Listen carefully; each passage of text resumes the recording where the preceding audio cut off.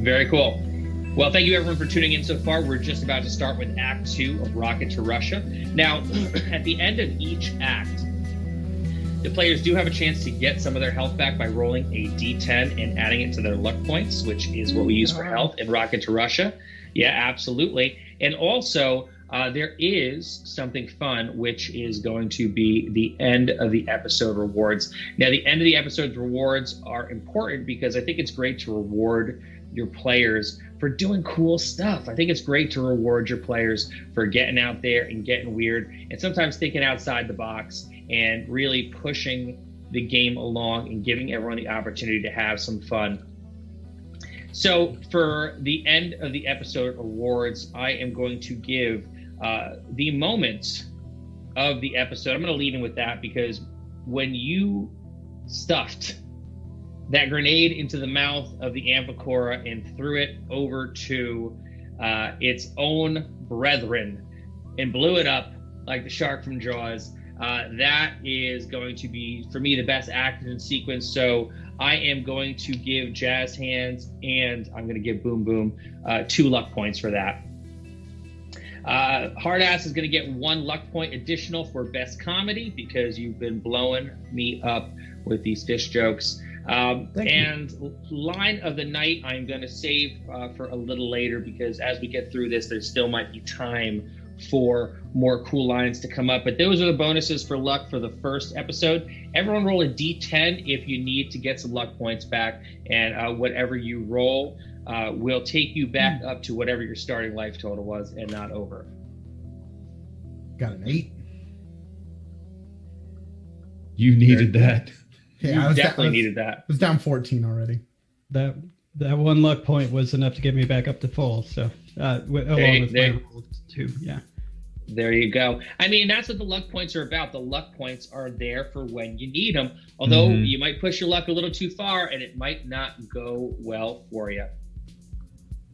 So does anyone have any questions before we get into episode 2? No, but I'd like to thanks Melody. What's that? Thanks, Mel. We received a donation on Twitch, so just wanted to say thank you. Oh, thank you so much. That's very cool of you. Thanks everyone for watching. Episode 1, for those who are listening at home and just tuning in, was called "Don't Rock the U-Boat, Baby."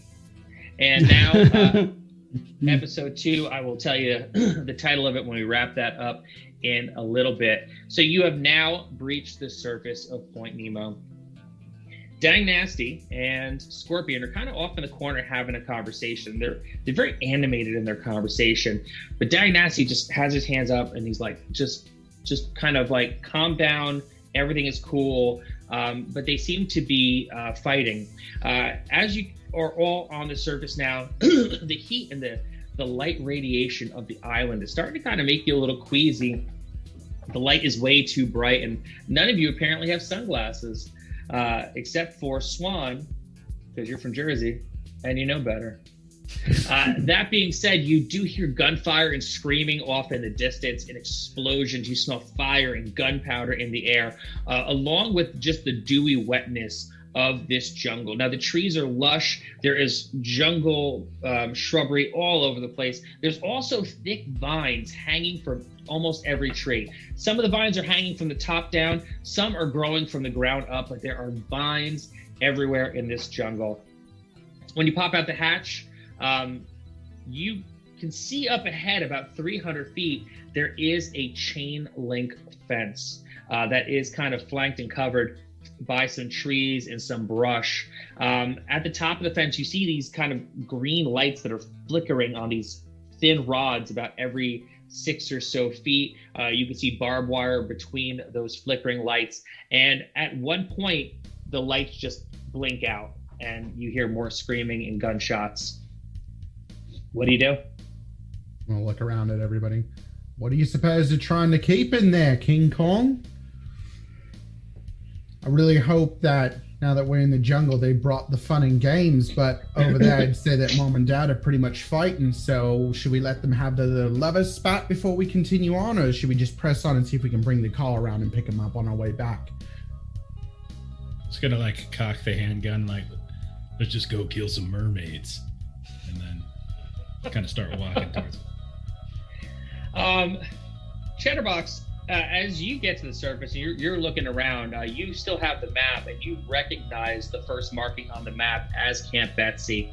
And from behind you, Dang Nasty comes up and he does the form up thing to everybody, and he's like, first stop is Betsy. Betsy's that way. Squad to me.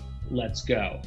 And he does the 2-finger thing, also known as the Disney point, because you're not allowed to point anyone in Disney. You gotta do it like that.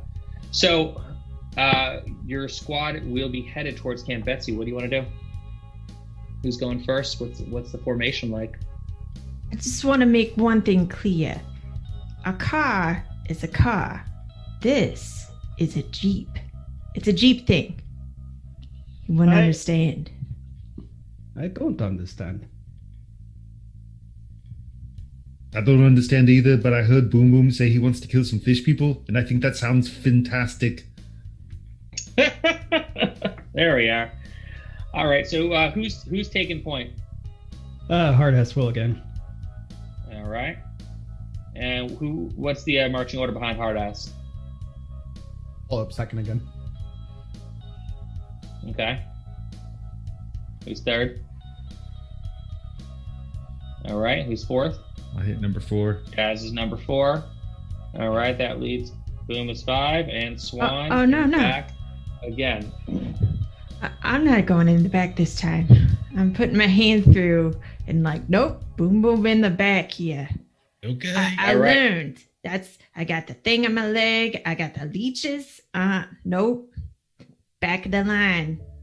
That's bad. You know, it's Swan's from Jersey, so you know a bad hickey when you experience one. That'll leave a mark. That will leave a mark. All right, so Hard Ass, you make it up a little further than anyone. You're taking the point on this.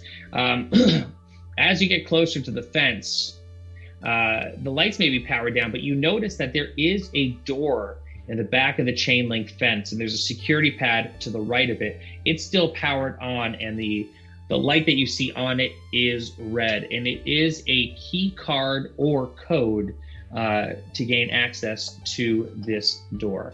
What do you want to do? Well, I would like to think back to a time when I was in security, when I was in Bosnia.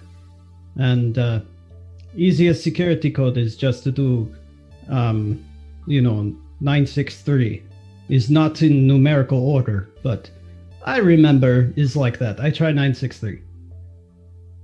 Okay, so as you get up there, you do get a good look at what is going on behind the scenes. You're the first one to see there's a battle raging inside of the camp. You can see Amphicora, which you are now familiar with because you got to intimately know them and their insides down in that hallway. And you see soldiers wearing, U.S. standard military fatigues, fighting back. Directly in front of you, though, you can actually see what appears to be a tent. To the left, you can see what appears to be like an observation tank.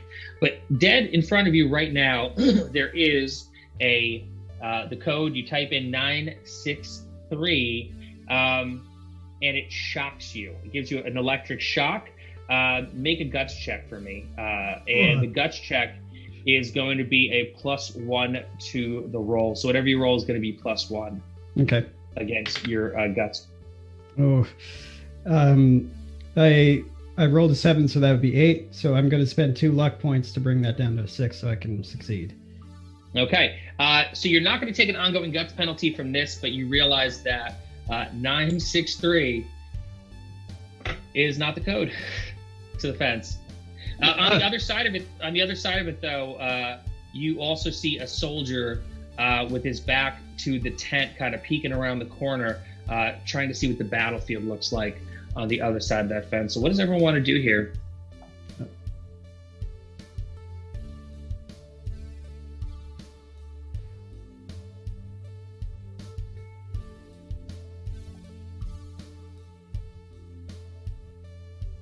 All right. So you call back to the bunker, and Colonel Russell's like, I see what's going on there.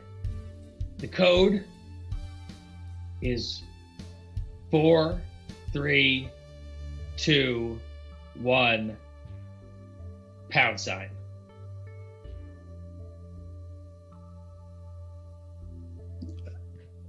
I am shocked. And from behind him, Carter goes, "Sir, that's a combination of my Foot Locker."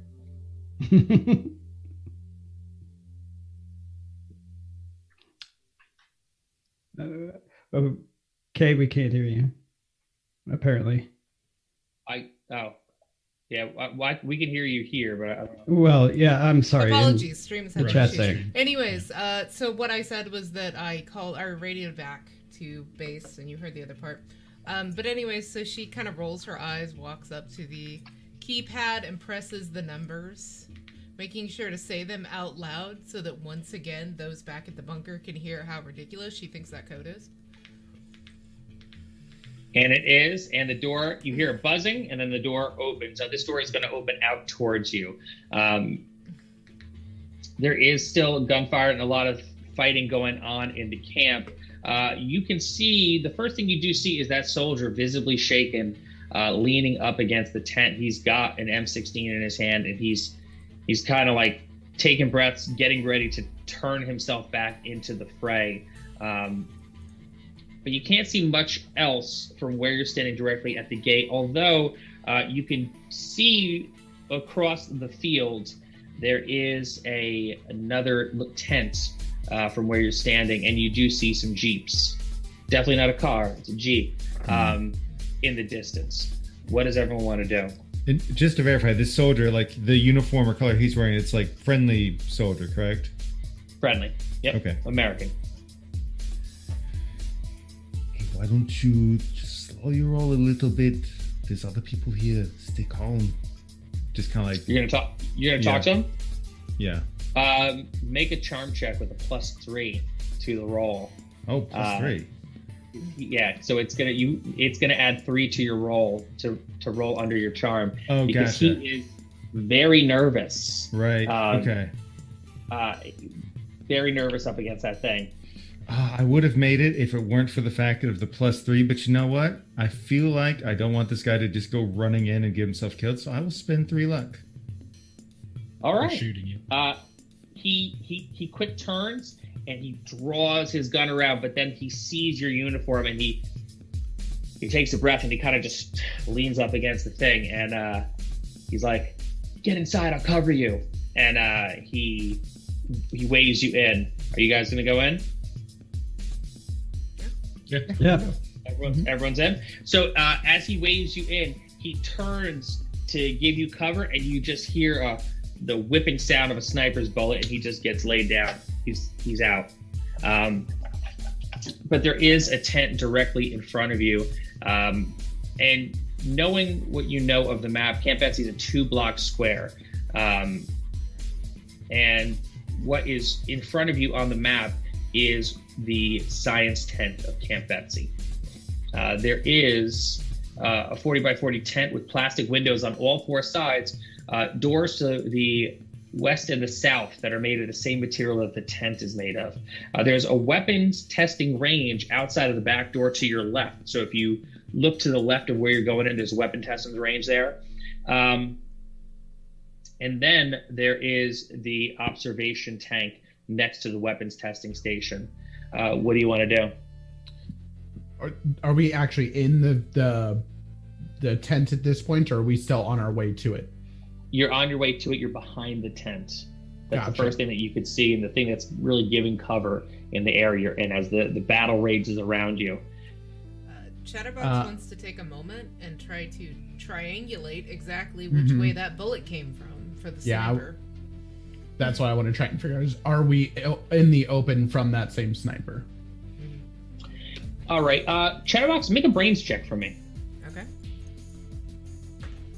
I have an 8 and I rolled a 2, so I got it. You are absolutely able to triangulate where the bullet came from. The reason why he got shot was he kind of leaned out just a little bit from behind the tent to give you some cover, but you are free. You're free and clear behind that tent. Can we tell it's coming from the north. Okay, so we can tell like maybe the general area where the sniper might have been. It's coming from the north, slightly northeast. Okay. And she's gonna not say anything necessarily, but just point to the direction and say, "Look out!" Like, hopefully they understand that as they keep going. Okay. What does everyone else want to do? Maybe there's a way we can bait out the sniper. You know, get them to Anyone show feel like themselves. running? Well, you gonna No. paint a target on your back and then run across like some kind of stupid circus game? What do you expect here? I mean, not me. I mean, somebody else would do it. I am fest. What? You're gonna run out. Well, I mean, just show your back to him. If you get shot in the butt, at least you got some resistance. I'll cover you. And I'm going to pull my sniper out. I am fest. Okay. I go. I do.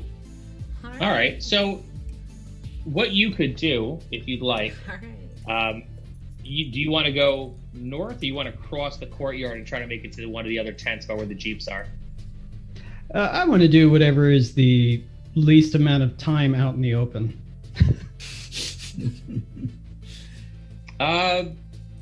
Probably making the run for the tent by the jeeps. Okay, then yes, that's what I'll do.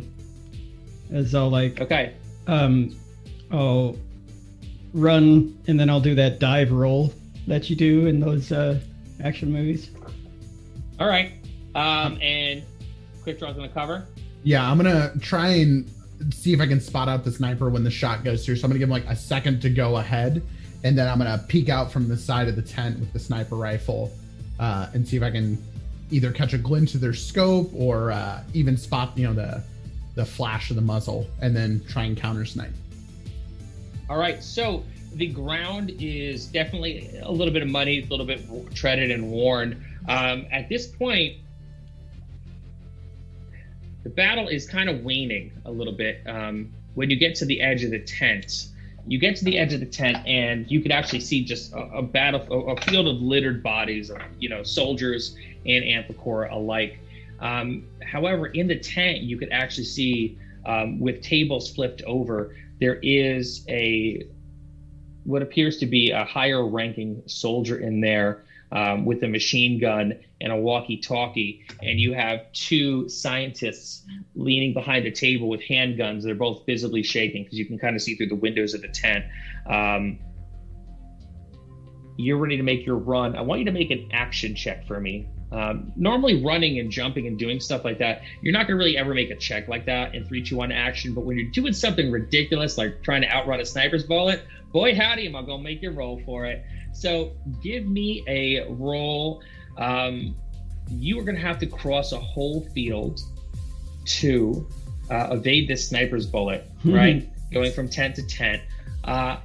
This is going to be a harder thing to do. So it is going to be a +1 to the roll, or fill a plot hole in 2 sentences and tell me why you think you could clear that distance easily. I spent lots of time in Serbia and Montenegro as well, and there are many trees, much forest. We always have to go quickly in between. Okay, I'm gonna give you a even Steven meet or below roll for this. Okay. You're good to go. We're gonna get rid of the penalty that's gonna be on here. Okay. All right. I rolled a 9 out of 7, so I'm thinking I'd probably be better if I use those 2 luck points rather than getting lit up by a sniper. All right, you count down and you haul, and at first you are taking great strides like a gazelle, like you are hauling, and you're jumping and you're tapping and putting your feet off the ground and jumping over the bodies, and at one point you accidentally tip the edge of your toe against one of the bodies as you're kind of jumping over it, and you start to tumble, and as you start to tumble, you kind of lurch forward. You hear the shot ring out, and you kind of push yourself off with your other foot just in time as the shot barely misses where your leg was about to be. Now, when that happens, quick draw, roll a damage for me. I got a... can I use my special ability on Sniper? You can. Okay, I'm going to use my special ability, which gives me +2 to the damage when concentrating. So that'll be a 4. Yeah. Okay, so you pop it off where the sound came from.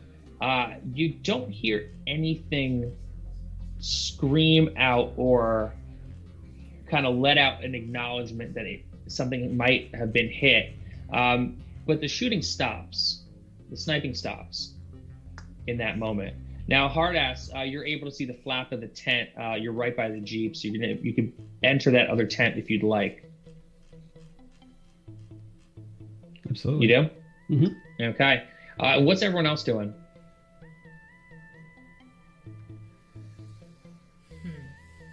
So is the Jeeps? You said there's a. Can you give me again where the Jeep is about, like relative to where we are? So now that you guys have really seen Camp Betsy, let me give you a little bit a better of a description. So it's a 2-block square with barracks and an outdoor mechanics bay with 2 parked Jeeps and 4 oil drums to the northwest, silence lab to its northeast, and a sea life observation tank in its southmost corner. So most of the squad is by the science tent. Hardass is by the mechanics bay and the barracks. There are CCTV cameras spread out on the 4 corners of the camp, and a center pole with a bullhorn attached dead center in what would be considered town square. The ground here is muddy. Trees surround the camp on all sides, as well as thick jungle. So the barracks that Hardass is outside of is a 60 by 60 military tent with plastic windows to all 4 corners and doors on the north and east side. It's all made from the same material that the tent is made out of, which is like a canvas, but like a plasticky kind of canvas. It's currently staged to house scientists and soldiers alike. Now, outside of the barracks, there's a parking area for Army Jeeps to the southwest of where the barracks are. 2 Jeeps are parked there with a third on blocks, pulled apart in pieces with the tires stacked up on one another next to it.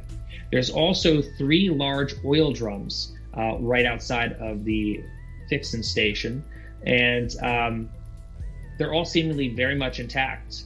To the north of the barracks, there is a 20 by 20 latrine, and when Hardass enters, Hardass will see that there are 20 cots in this barracks with foot lockers at each of their feet, 10 on each side of the room, some still pristine, some knocked over. There are several bodies lying on the floor, blood pooling around their heads like halos. Holes in the north wall of the tent where bullets had passed through.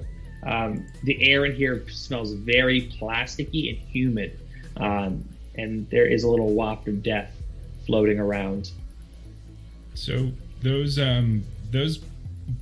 drums of oil there are how I'm trying to understand, like, the sniper, can we move freely to some degree, or like, because I know because if Hardass was running towards one specific tent, could I get to one of those drums of oil? You'd have to make an action check again to run, although the shooting has stopped. You don't know what else is out there. So if you want to make a break for it, get an action check for me. I mean, my concern is the sniper. If we're locked down by sniper fire, that's what I'm trying to understand. You know what I mean? So if I'm trying to, like, run, like, my idea here is, like, to run over to the drum, maybe, like, light it up to get us some smoke cover or something like that, so that the sniper can't see us, is sort of where I'm heading with this idea anyway. Yeah, make an action check for me if you want to bust over there. Yeah, so I'll just make a run for it. It's a 2, and yeah, I needed a 6. So. All right, so you make it over there, and you could start building kind of like a smoke bomb kind of thing to kind of just launch out to kind of near the gates of the camp that are open to just to give us smoke cover. Just to give a little smoke cover. So Boom Boom has made some smoke cover. Hardass, you've entered the tent.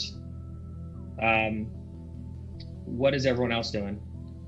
I think I might run over. So we've got one Jeep that's just clearly dismantled to the point of not being able to be used. But we've got another one there that looks probably... Yeah, 2 of them. Okay. 2 of them that are in great working shape. Okay, good. That was initially what I wanted to go over and make sure, like, neither of them had some clear fault that was going to, like, bite us in the butt later on. Well, you can still go over and examine them if you want. You don't need to make an action check because Boom Boom took care of the smoke. Okay. All right, so you're gonna head over there. Yeah, I'll basically just make sure that they're prepped and good to go. Make sure they've got fuel in them. Just. All right. Hard ass, you gonna search the tent at all? Anything you want to do while you're in the tent? Yeah, I'm gonna go through the tent, and then also, if the like the people that are there, I'm going to ask, what's going on? Oh, they're very dead.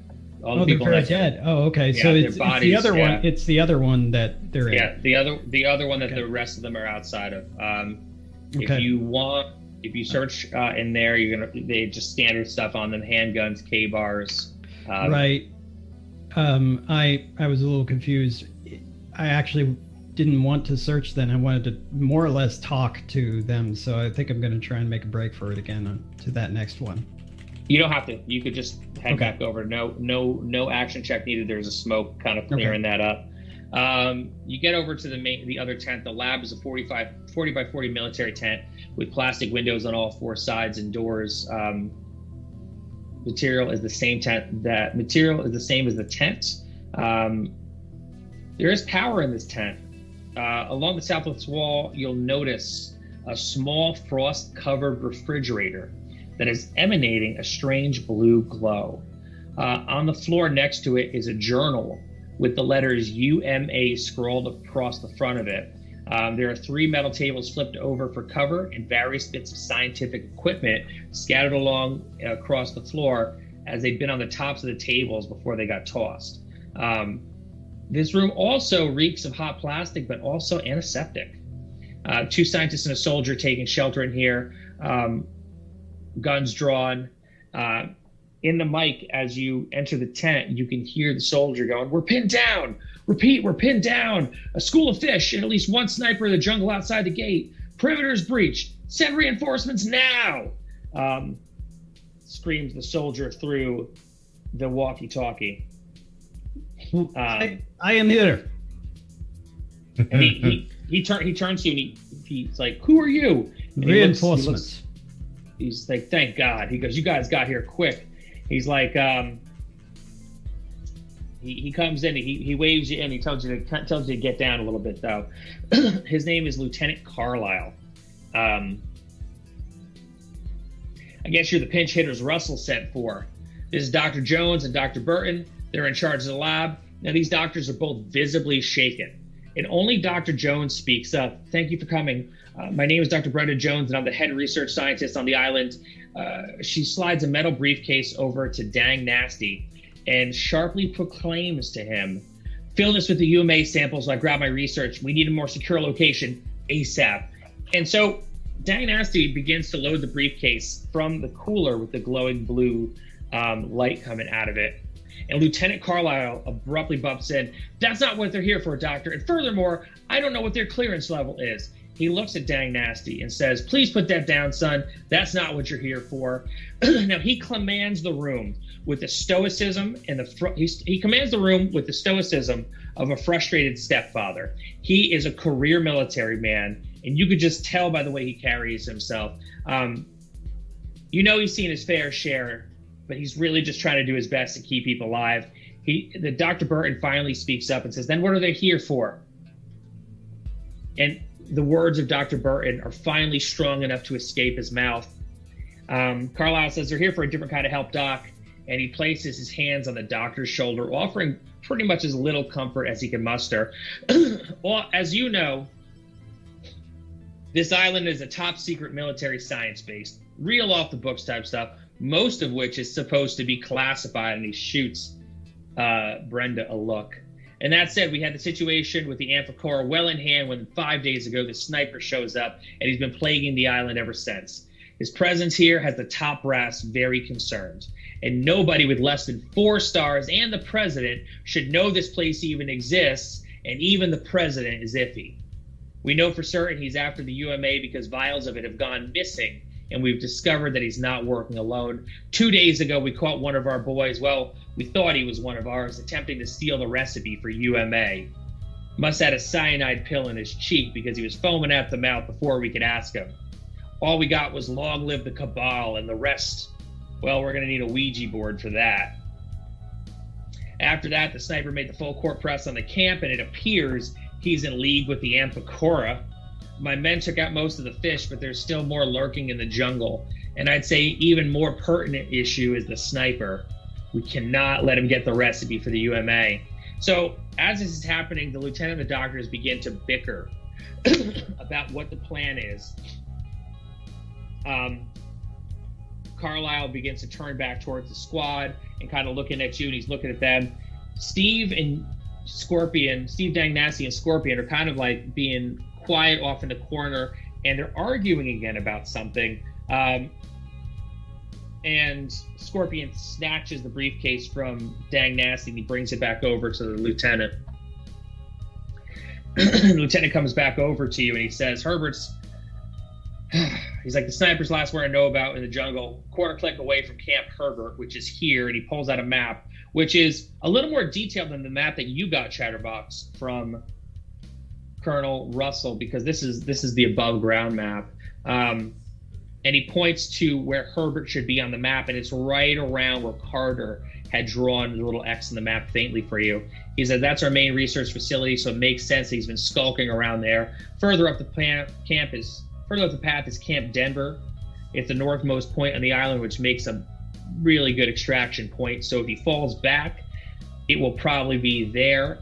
Do you think your team can draw him away from the camp and buy us time till more reinforcements arrive? So what do you want to do? What you think as I look at the rest of you? I'd like to find out what school of sniping this guy went to. Maybe ask him once in a question or so. He doesn't seem like he's that good. You're not dead, so I can't say he's probably that. I could probably outdo him. Oh, no, I'm not dead because I ran. I ran so far away.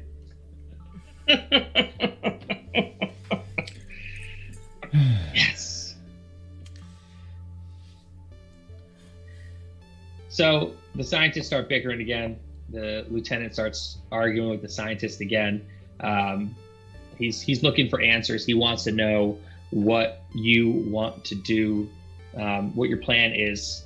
The fighting has stopped, but it gets oddly quiet for a second. And outside, coming from over the loudspeaker, is like a weird tone and a beep. And Chatterbox, you get a message from Colonel Russell. He's like, do you hear that beep? He's like, look out the window. Carefully. Look out the window. Do you look out the window? God. She peels herself away because I have a feeling that what she would be doing instead is trying to read all the papers they keep shoving around in different briefcases because she's curious. But yeah, she would peel herself away and finally look out the window carefully. Okay.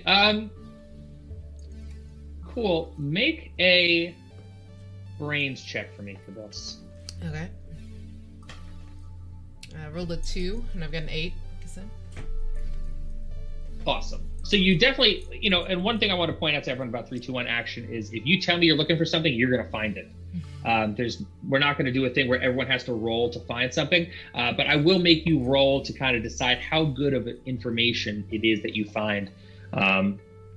So you are kind of like doing that thing where you're kind of like looking around, you see papers on the floor, and you see one that says UMA on it pretty clearly. And you kind of do that thing where you put your foot on the floor, you take your toe, and you kind of gradually slide the paper over to you and turn your boot so the paper is facing you. And you look down and you see UMA. And what you read is that UMA is an acronym for Ultimate Military Adrenalizer. Any knowledge of its R&D was kept strictly need to know, as well as it is a secret joint partnership between the DoD and Resolve Corp, which led to its creation. Now, it was developed as a way to attempt to mitigate battlefield losses for the U.S. military and keep the men and women of the U.S. Armed Forces in the fight longer. There were, unfortunately, some side effects. And that's all that you can kind of see on the paper. It is something that will replenish a person's life force, but the rest of it on that sheet has been redacted and doesn't appear to have any more information on that sheet of paper. All right. So yeah, she reads that quickly and then window. Yeah. So she steps over and kind of does the lean slightly just so she can barely see out the window. So you look out the window and you see the smoke is starting to kind of dissipate, and in the other side of the smoke, you see an amphicora. But this amphicora is a little bit different because it actually has a walkie-talkie duct taped to its body. It's completely shittily wrapped in duct tape with this walkie-talkie, and you hear a shh, shh. Hello, Americans. I see Colonel Russell has sent more dogs to be put down. Well, good. I imagine your country wouldn't send anything but their best at this moment most dire. So I will offer you something I've not offered these other fools, and that is a choice. Walk in that tent you are in, procure the recipe for the UMA, and join my cabal or die. And he goes silent for a second. The amphicora is still just standing there, just completely wrapped up in duct tape. Does anyone shout anything back, or you guys quiet? I look to the others. We trick, or we say no. Either way, we know too. Just think it's a bit inappropriate to not open a gift when it's so easily presented. And I'm gonna pull my gun and start stepping towards the window. Okay, so you're gonna post up by the window. Mm-hmm. I'm gonna see if he replies with anything else, and then perhaps interrupt the message. He gets it's still quiet for a second. Then over the speaker comes again. I will take that as a no. This really isn't much of a choice when you think about it. For too long, we have sat idly by, loyal patriots to our countries, while they've dealt in secret with our enemies. Countries who demonized us and painted us as villains to the world, all while glad-handing behind closed doors, eating lamb off golden plates as my countrymen starved through a nuclear winter. Can Chatterbox just shoot at it with a handgun at this point? You can. Yeah, she's gonna shoot at it. She doesn't care anymore. They don't get a monologue. Cool. So as the monologue is happening through the mic, you hear it goes quiet again. It says, "Do you even know whose side you're on?" And the gunshot rings out, and the amphicora drops, center mass shot right through the walkie-talkie on the front of it. It's annoying. So anyways, who was that? And she turns and looks at the military man that's still in the tent. And he sits there and he just kind of puts his hand to his head like this, and he says, "That was the Jade Sniper. I need you to draw him away from the camp so reinforcements can arrive." Is there a chance there's more than one, or is there only one that you can tell? We've only ever encountered one sniper. It's just mostly the fish that are running cover while he does what he does. And these fish, could they be activated by something? Is there some kind of smell, some kind of sound, some kind of something that could rile them up? Since you've got them here, I assume that you must know something about them. So, as you say that, the one scientist kind of perks up a little bit and kind of like from down by the table, because they will not really get up from behind those tables. The scientist waves you over, and Dr. Burton says, "We think that they interact with each other and react to each other's pheromones. So there might be something happening where, I don't even know how he would do it, and but we think that the Jade Sniper might be using pheromones to control the amphicora." And Dr. Jones slaps him on the arm and says, "Above their pay grade. Just go and kill them." Chatterbox walks over and goes, "My life. shut up. And then she looks back at the other doctor and she goes, good. Thank you. And then she, like, kind of does the threatening thing at the other doctor again as she walks. And the other doctor like, goes back a little bit. So you say they do pheromone. You have a bottle full of it? And so Dr. Burton's like, no, I think he shut himself up with the... And then Carlisle just grabs him and says, you have said enough, son. Wait. But I'm gonna put my gun up and I'm like, I could stand to hear a little more. Yeah, Jeep Lyle. Just kind of casually pointing at him. I don't give a shit. let's out with it. She right. Chatterbox is right. This is our lies. Start talking. So, you guys are all in there, and things are very tense in this tent.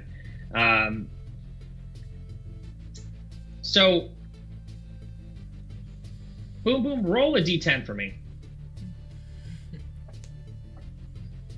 Rolling twos all night too. Okay. Carlisle just like looks you up and down, and he knows he's outgunned and he has no real recourse here, so he says, fine. He's like, you have to understand what I'm about to tell you is classified, and if you make it off this island, Uncle Sam will deny everything that would come out of your mouth, and you will be swiftly dealt with. This island started as a joint operation between U.S. and Russia as a continuation of their 1984 open-faced science agreement. However, in recent years, the U.S. has been gradually pushing Russia out of the picture. We've got a lot of money and a lot of corporations tied up in this island and what we're making here. And what we're making here is not pretty. And he points to the cabinet with the UMA. He's like, some people, and he looks down at Burton, think that the Jade Sniper may have used the UMA as a form of enhancement, and one of those enhancements may have allowed him the ability to communicate with these fish people. That's all we got. That's our working theory.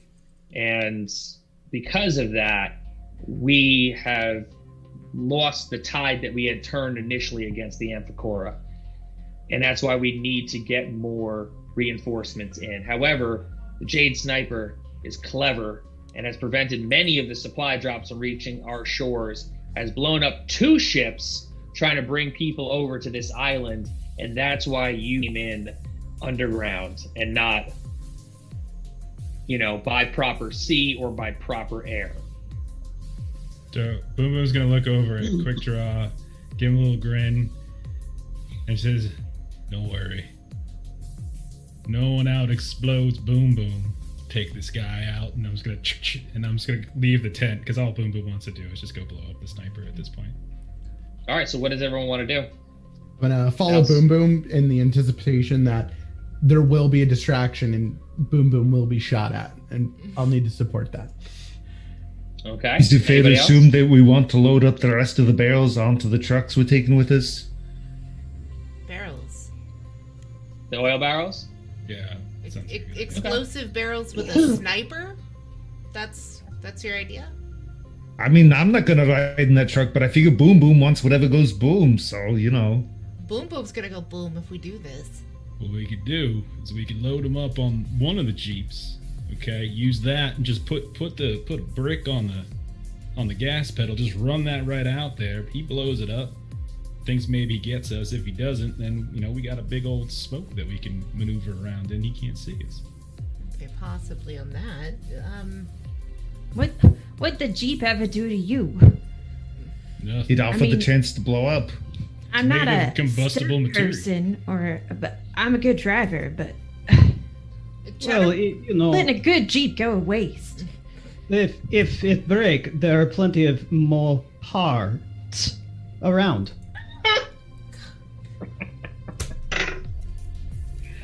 Oh yeah. Chatterbox is gonna turn back to the military official that's in the tent again, and she's gonna go, all right, so your thought process is that this sniper can communicate with these things, but he's obviously communicating long range. So have you tried shutting down, say, satellite communication to see if these attacks stop?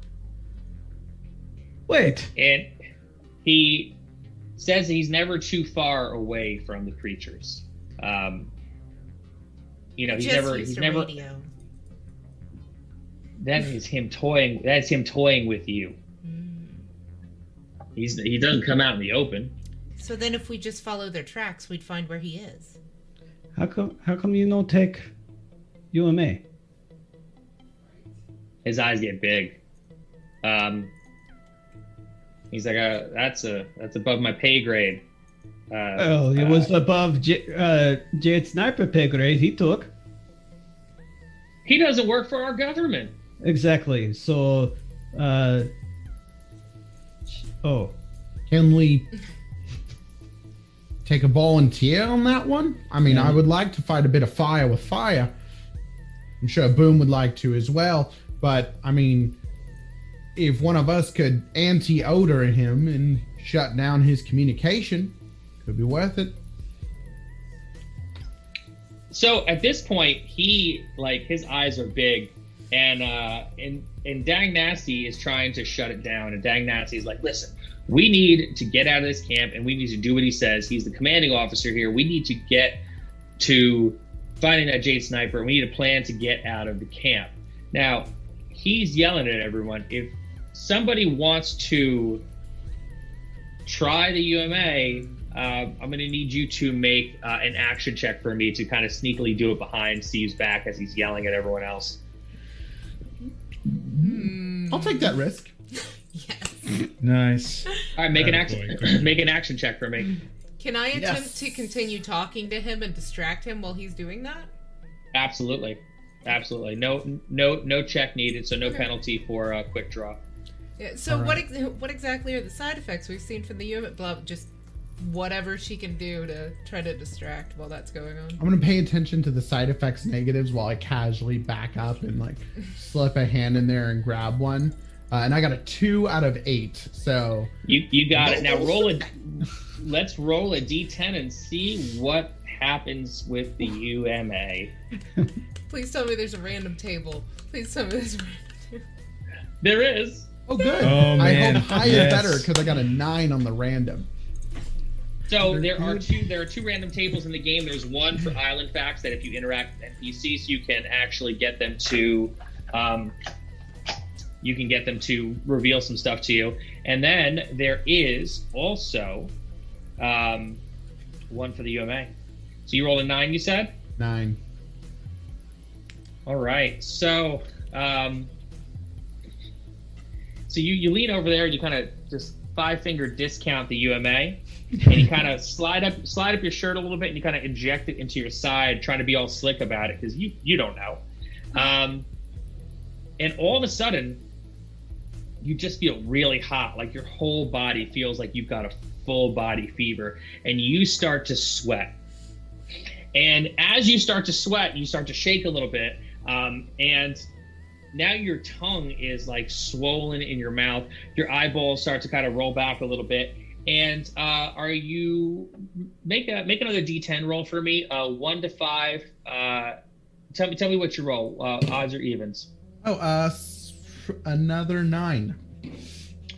So your left arm starts to pulse and ping, and suddenly your skin on your arm starts to turn bright red and blotchy, and then it turns a whole shade of red that looks like a Crayola crayon, and your arm starts to explode and mutate, and it starts at your lower hand and starts working its way up your shoulders. Now you have a massive bicep. Your shirt sleeves are ripping, and your hand starts to kind of break apart and mutate into a giant claw. You now have an oversized lobster claw for a hand.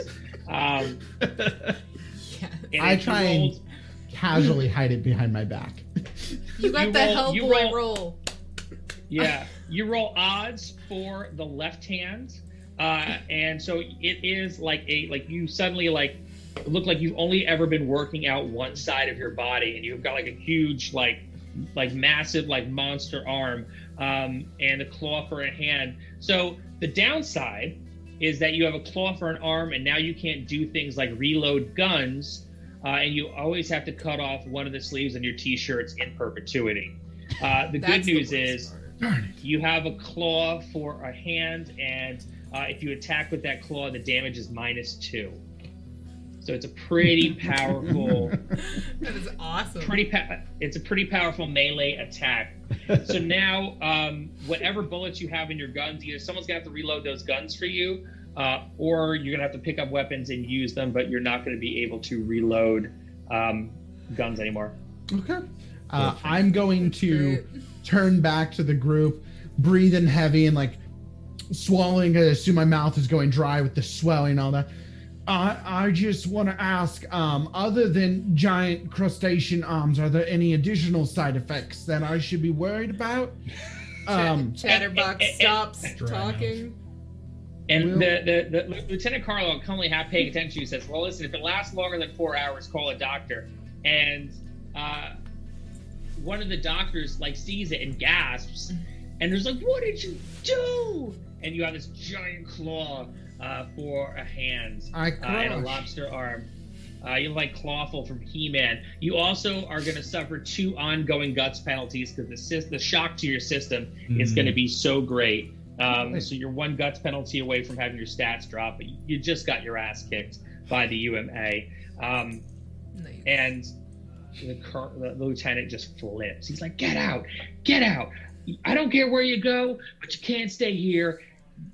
Do what you're supposed to do. And he's like, and in the table that's there, he flips the table, and like the doctors run behind another table, and he's like, and he like yells, and he just puts his head in his hand, and he just can't take it. He's like just so upset. Okay, mate. Okay, you don't have to be so crabby about it. And I'm gonna like claw my way out, gingerly slide open the door, and scuttle sideways because I'm not trying to get my giant door. Zoidberg. Yes. I would argue that a bad choice is better than no choice. Boom, boom. I like your idea. So Boom Boom this whole time didn't see any of that happen, and it's just been loading the barrels onto the Jeep, and it's been putting like some dead bodies in the seats to make it look like they're they're us basically. And I'll even be glad to duct tape them into place. Getting that miles out of that duct tape, huh? Yeah. Yes. Weekend and Bernie's this up. So you make a brains check for me to mechanically make this contraption work that you're doing. 4. I needed an 8. All right. So you get this going. In the foreground, in the corner of your eye, as you're hot wiring this and getting this ready to go, you peek up for a second, and you have the 2 wires in your hands, and in the distance, you see what looks like a kind of like a very large, looking like a pro wrestler, like an Undertaker-sized looking dude, on a dirt bike with a sniper rifle strapped to his back, coming out of the one section of the forest. And you kind of like lock eyes for a second in the distance, and you have the wires in your hand, and you hear from the tent, "Get out!" And then you just accidentally just turn and flick the 2 wires together, and the Jeep just shoots forward and is barreling into the jungle. And the guy on the dirt bike is just kicking that dirt bike, trying to get it to turn over as this Jeep is barreling towards him. What do you do? Yeah, I'll be shouting out. I have a handgun, so I'll be shouting out like, "I see you!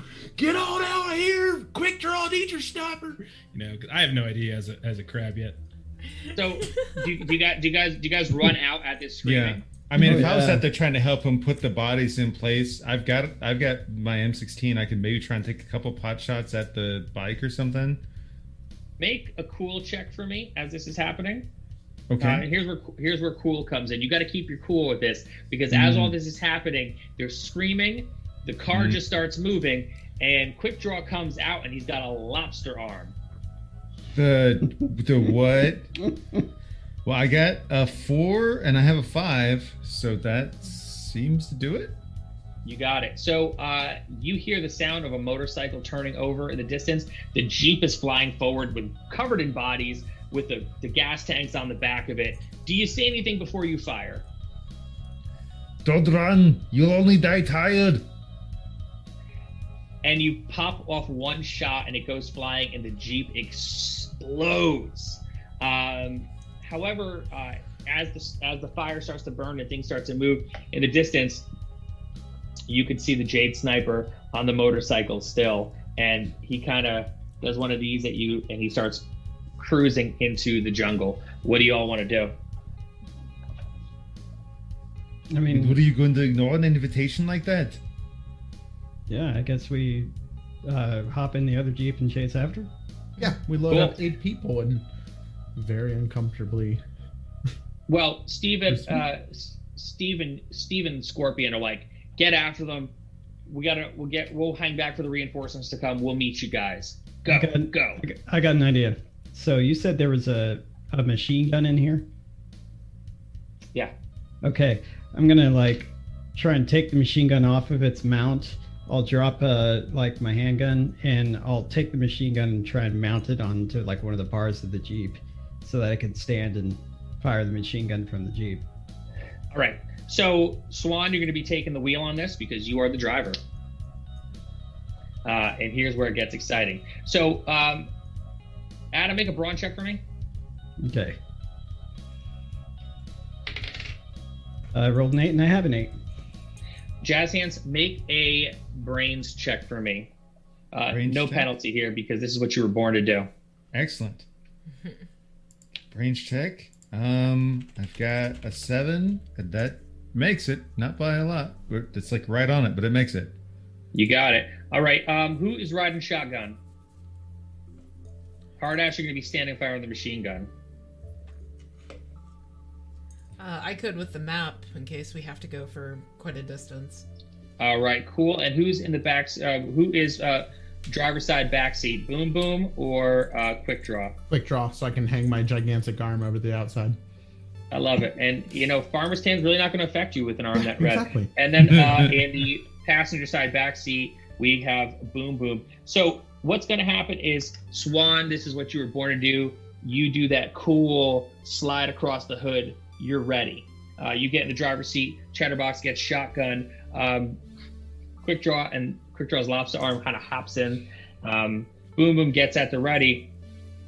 Hardass rips that gun out and he puts it on the top. And while you're doing this, Jazz Hands kind of gets at your side because you're going to be standing in the middle shooting. Jazz Hand gets at your side, and Jazz Hands, your brains check was to try to fasten it or harness it to the Jeep while it's moving so you can actually do this, and you successfully did it. So you are trying to fix it to the Jeep. Hardass is trying to get it ready to fire. The Jeep takes off into the jungle. Now the path goes straight and then hooks around to the left. You are going at top speed. Not too far ahead, you can actually see the Jade Sniper. Hardass, roll an attack for me. Give me three shots from that machine gun. Each one is going to be at a -7 because you're driving and Jazz Hands is fastening to the roof. Yes. Yeah, it's a -7. Okay. So that'd be -6 because these are damage rolls, right? Yep. Okay, so that'd be -6 is a 0, nothing, and 2 total. All right, so you're firing off. The first 2 wildly missed. The second one kind of just wings the Jade Sniper a little bit, and you can see the motorcycle kind of jerk, but they maintain their ability to keep riding. As you were going, though, right now you are on the right side of the road. Make an action check for me. No penalty. 9. And what's your action? 7. Oh, plus the 2, right, for driving? Yeah. Well, no, the +2 for driving, I have to amend that. So that's going to drop your, that's going to make it work. So the 9 would actually be a 7. So what is your action is 7? Say that one more time. It'll actually bump your threshold now to 9. So you made it. Okay. Yeah. I'm gonna make a note of that. So you kind of spot it before it triggers. There's a spike trap in the road. There's a weight under the road on the right-hand side that triggers. And as you see that, you kind of dive out of the way as the spikes come popping up. You are going to keep on going. Give me another attack, this time at a -5 for each one. Hard ass. Give me 3 more shots. Okay. I look down and I see that there's even more duct tape holding this thing on now. So it's like, you good. No wonder they call you jazz hands. Okay. No, nothing there. 2 on the second one and 5 on the because I rolled a 10 on that last one. So 7. So you miss.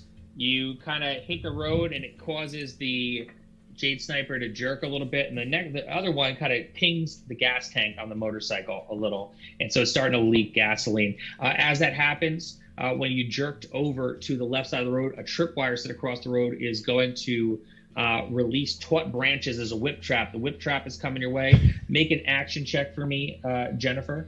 This is going to be a penalty because it's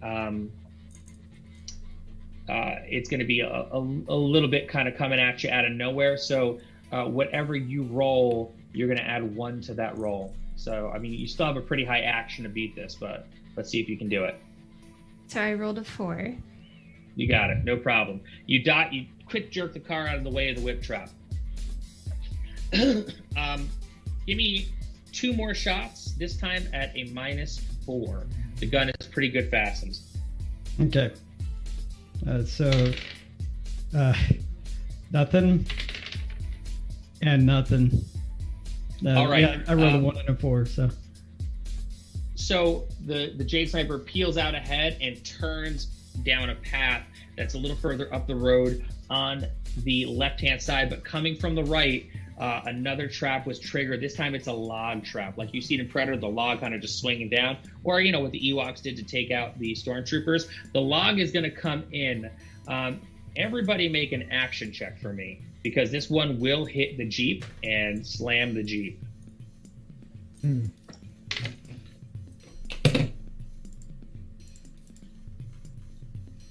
Success. Let me know who failed. I rolled a 7. Made it by 2. Okay. I failed, but I'm going to use 4 luck points to get me down from a 10 to a 6. All right. Anybody? So everyone passed? Yep. Mm-hmm. All right. So so it hits. The Jeep starts to skid, and it completely fishtails and turns around. It completely busts the axle. Now you're kind of cruising backwards to a stop. The engine block is starting to smoke. And you hear the motorcycle go down to the end of the path that it turned down and stop. What does everyone want to do? When you say when you say down, is it actual elevation? No, down as in just moving in a direction. I'm gonna duck down in the seat and say, I didn't want to have to do this. It's been a while since I've seen the shore.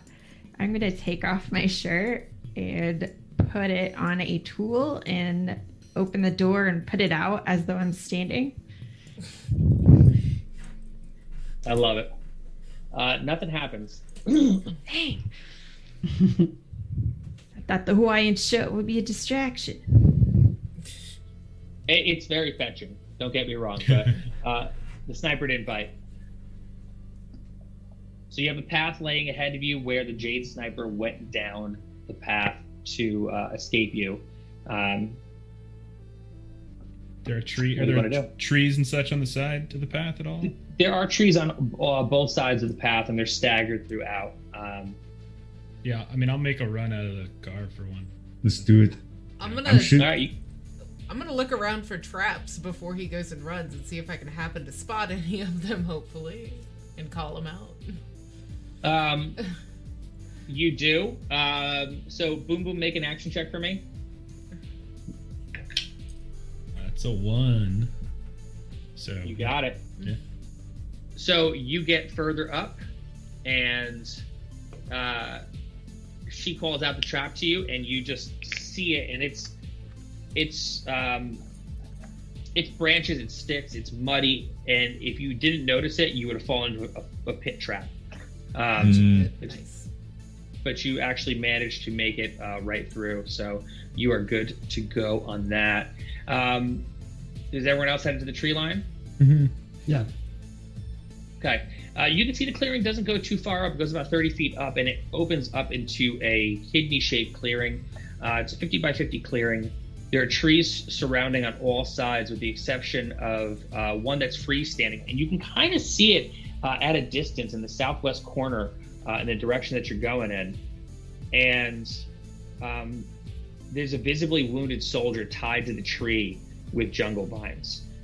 And a little further from the soldier, the southernmost corner, there's a 10 by 10 bivouac made from large branches and leaves and other bits scavenged around the island.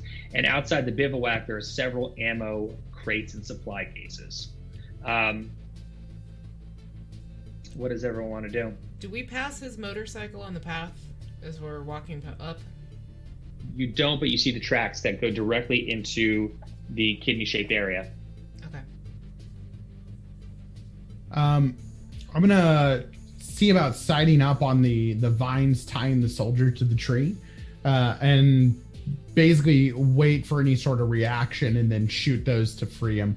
And I'm just gonna call out to the group, I don't think we should go anywhere near him. It seems like an obvious trap, but maybe I can let the fella loose and he can get himself free. So are you going to use the sniper rifle or the pistol? I'm gonna use my pistol to do it, because I only have the one round left on the sniper rifle. Plus, I'm still getting accustomed to my giant crab arm. Cool. So Handguns give bonuses, don't they? What's that? Handguns give bonuses or something, don't they? They have a special action. Yeah. You get the special action, the handgun bonus, which is disarm a creature, attack your friend, or you can target something to trigger an environmental effect. So you're there and you got the pistol and you kind of have the arm up and you're kind of like trying to get your balance back because you're so used to shooting the way that you've been shooting, and now you've got this badass arm and you're just trying to like kind of feel for the air, and you just cock it back and you click it and just fire off a shot. It hits the vines at a very precise spot, and the vines all fall away, and the soldier kind of just collapses to his knees and kind of like falls to the ground, and he's alive, but he's in very, very bad shape and labored breathing and all that. Well, So what's the plan? I guess we're still gonna have to go in there and get him out. Is there something I could there's no like anything around we could use as like a mobile cover to push along to get towards that guy? Is there? There's no like other vehicles or anything about at this kidney-shaped compound area? No, but Jazz Hands could probably fall back to the Jeep and pull the doors off or do something creative with some of the materials that are left over from your smashed up Jeep, if you want. Hey, Jazz Hands, do you think we could pull one of the doors off the Jeep and use it like a shield to get over to that guy? Sounds like the greatest idea all day. I'm on it right now. I'm gonna head back and assist him on that. All right, so you're able to salvage 2 doors. They will give whoever is carrying the door 5 temporary luck points. Nice. So those will get used before your luck points get used. However, you got to drop an item if you're going to be taking the door shields. I will take. I already dropped pistol to take machine gun. Machine gun is too attached. Okay, so you're good. So you got that, and who else is taking a door shield? I mean, if you want it quick draw, it's yours. Yeah, I'll take one. I'm gonna look at the 1 bullet left on it. I'm gonna prop the sniper rifle up on a tree to come back for it, and then I'll take the shield for now, and with my giant claw arm and pistol in my offhand. Love it. Because she's nervous about it, Chatterbox is actually gonna just stab her K-bar into the tree instead and pick up the sniper rifle and sling it on her back. Perfect. Just in case. Sniper rifle only has 1 shot left in it, so, but that's cool to know. And I love that. I love that you guys are thinking about leaving stuff behind. So who's going to maneuver up towards the tree with the soldier that needs medical assistance? Which way do the tracks go? Do they skew like to the right, to the left? Which way do the tracks from the motorcycle tires go? They go straight up, and they look like they pull behind the bivouac and the ammo cases. Okay. Is Boom Boom the...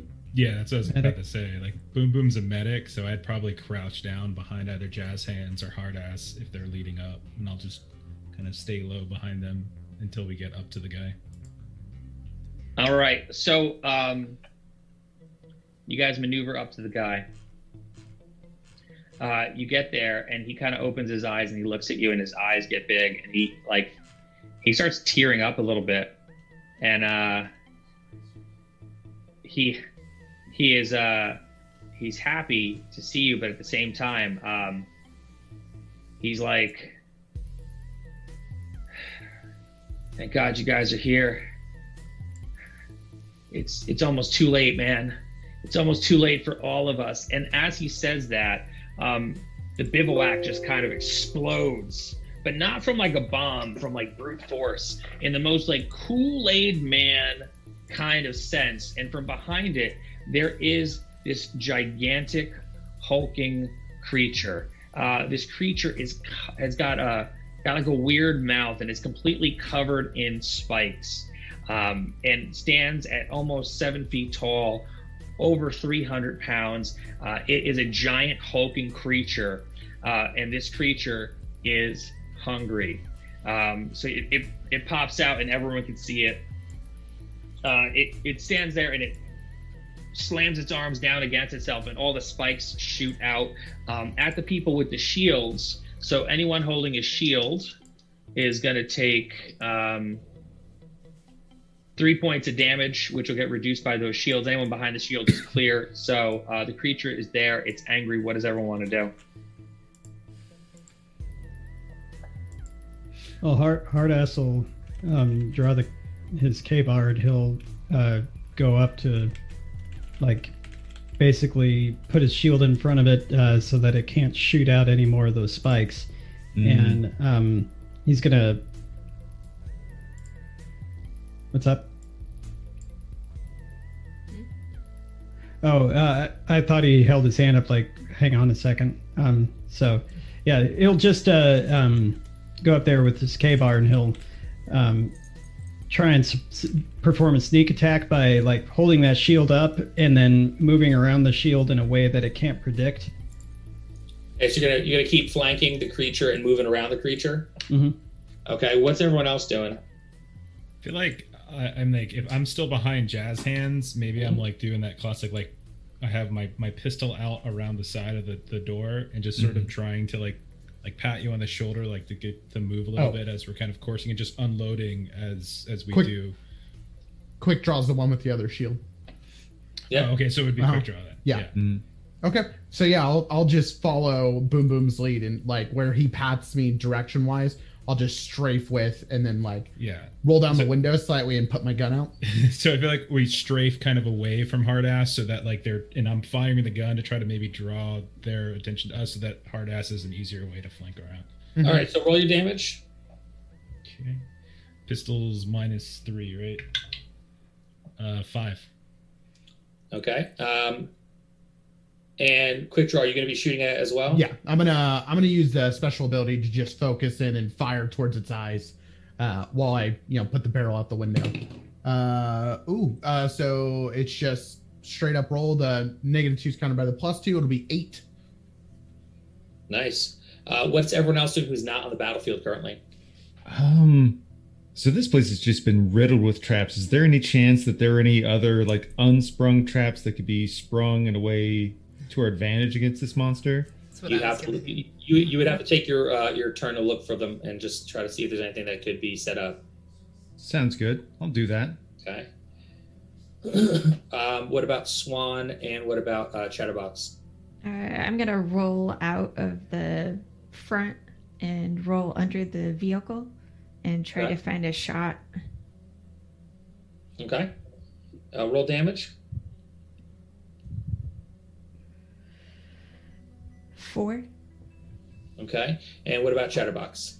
I was actually going to do the same thing. Look around for any other environmental traps that we might be able to trigger on this thing.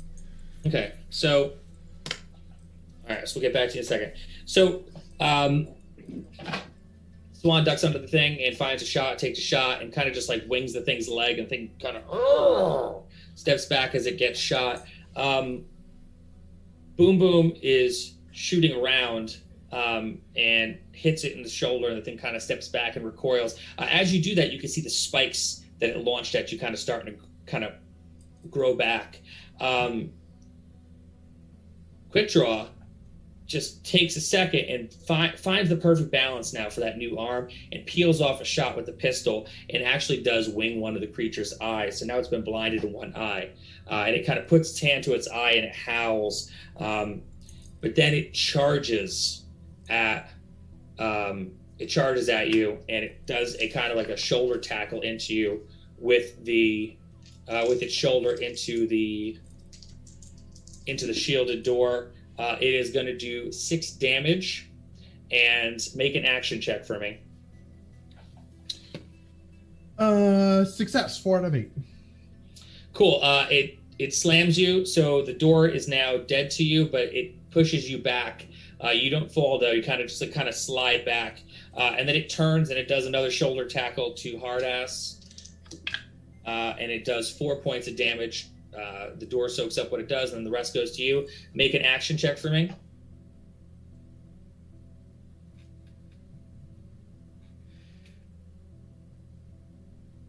You're muted.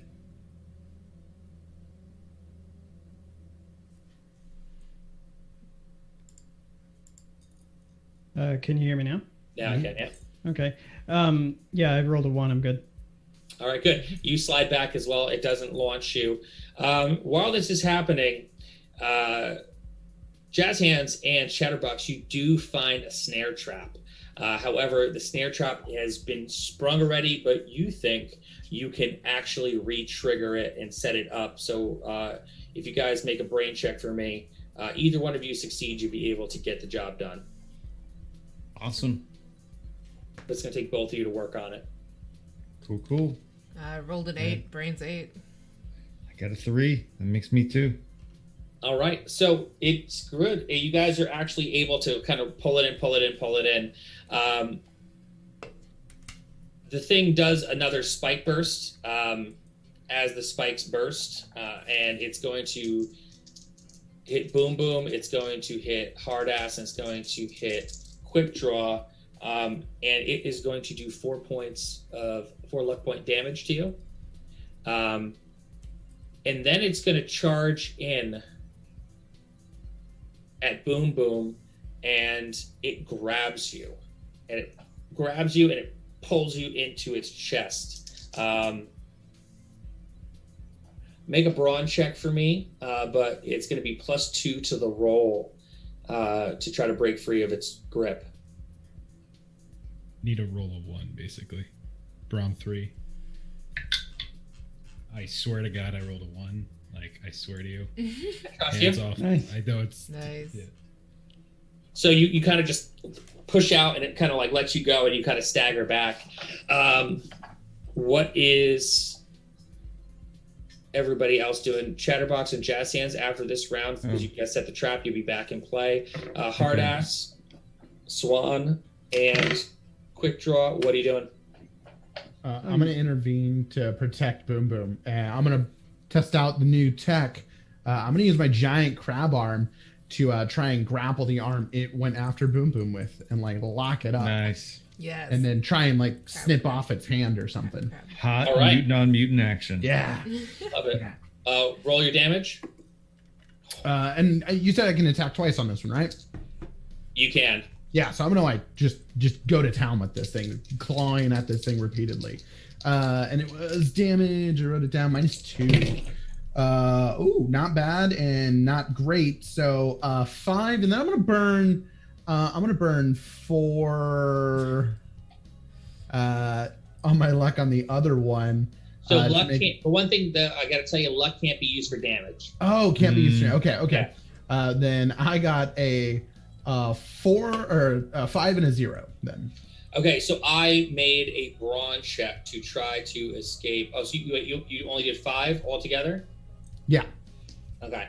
I made a brawn check to try to escape, and I blew it. So you did 5 points of damage to the creature, but now you've got its like right arm locked in the claw. Hardass, what are you doing?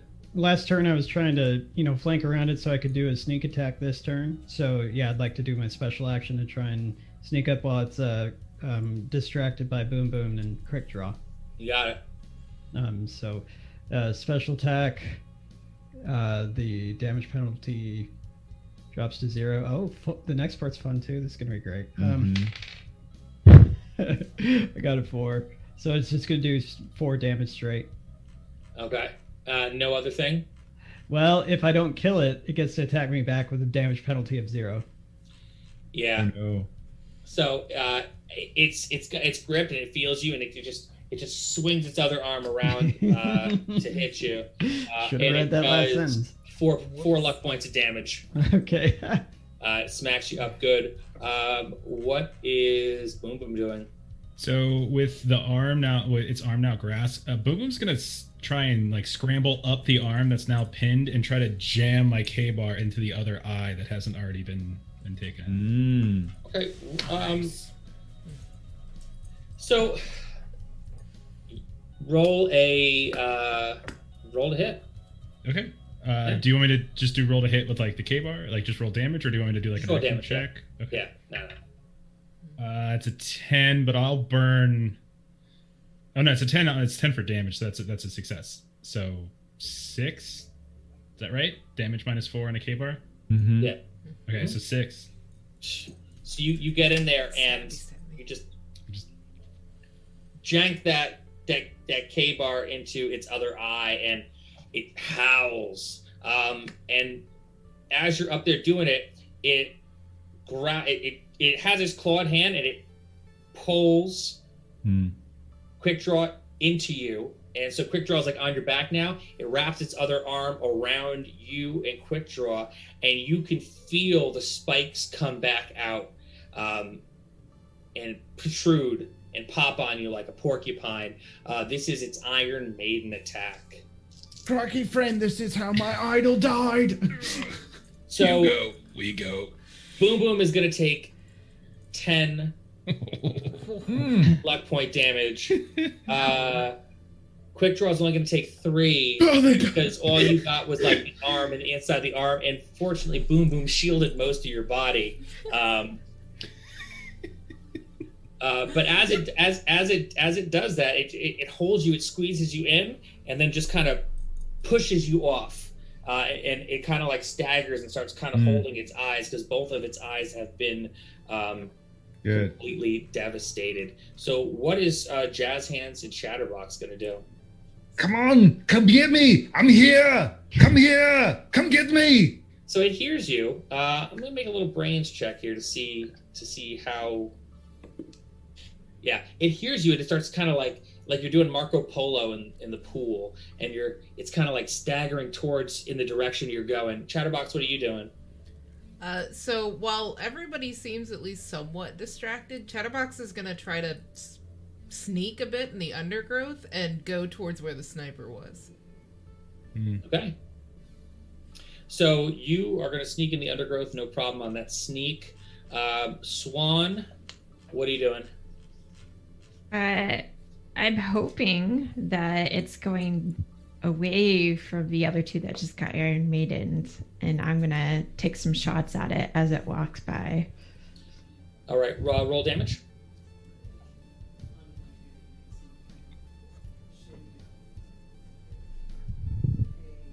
So it's 6 and a 2.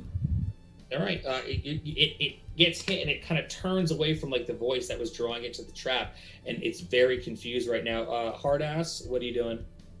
Hardass is gonna put the knife in his mouth and he's gonna pull out the M16 and he's gonna run up on it and like get right up on its face because it can't see, and just like start spraying the like its face with the M16 just over and over again, just unloading completely. Got it. As he's going to fire a point blank range with the special attack. So that's going to be 5 damage.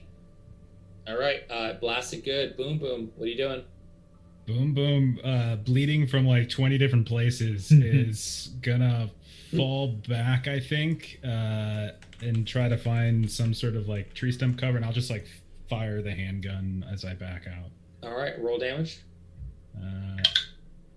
1. So 4 minus 3, so 1. All right. Quick draw. What are you doing? I hear Jazz Hands trying to get its attention over towards their trap. I'm gonna then rear back with my claw arm and swipe at its legs to try and topple it towards him. Sweep it off its feet and push it that direction. Okay. Just make a brawn check for me. Nailed it by 1. Cool. You see like the one spot on its legs where there's no spike growth, and you sweep the leg, Johnny, and it topples backwards and hits the trap that Jazz Hands and Chatterbox set, but it gets grabbed in a weird way, and now it's hung upside down by the tree, and it's bobbing and it's swinging its arms wildly. As that happens, Chatterbox, you get through the brush, and you can kind of see the Jade Sniper, and just as you're about to get the jump on the Jade Sniper, you hear a ping and a plop, and rolling towards your feet is a hand grenade. What do you do? Kick it back. All right. So that is awesome. So with the hand grenade, what you can do is make an action check for me. It's coming at you, so it's going to be a minus. It's going to add 3 to the roll, because you're picking up and throwing it back before it explodes. So I rolled a 4. I have a 6 action. I'm going to use one of my luck points. Cool. So the thing rolls at you. You just chuck it right back. As you do that, you hear a motorcycle kick in, and the Jade Sniper on the motorcycle zips right past you. There's an explosion deeper in the jungle, and the Jade Sniper does a quick little pop out of the jungle over the wreckage of the bivouac, sees the Impaler bobbing and weaving from the trees. But what you notice before anybody else is on the back of the motorcycle now, bungeed to the back of the motorcycle, there is a little metal box with the biohazard symbol on it. And the Jade Sniper zips off into the jungle from whence you came, headed past the Jeep, and hooks a left towards Camp Denver. The soldier looks up his head and says, "He's got a nuke. He's gonna blow the island. You have to stop him." And that is the end of part 2. Catch me if you can. Nice. Okay. Nice. I agree with him. Let's blow the island. Let's do it. Let's blow it up. Yeah. It's an explosion. Yeah, what's the problem here? I don't What are the rules for party adversity and fighting amongst each other? Because obviously it's going to be the rest of us countering Boom Boom's opinion here. I just want Hold do up. It. Let him do it. Yeah. Don't speak for the rest of the party. Some people like explosions as well, and it doesn't just have to be Boom Boom. Come on now. So that's so those are the first 2 parts of Rocket to Russia. There's one more part. I don't know if you guys still want to keep going because it's 1 a.m. But I'm down for whatever. If you guys want to see this through, I'm cool with it. I'm wired for sound. Yeah, whatever you guys want. I've had 3 cups of coffee. I could go, I could quit, either one. I'm fine. All right. So you want to take a quick 2-minute break, then we'll get back to it? Mm-hmm. Sure. All Let right. me throw on the mute. Give me just a moment here. Okay, and we're off to intermission.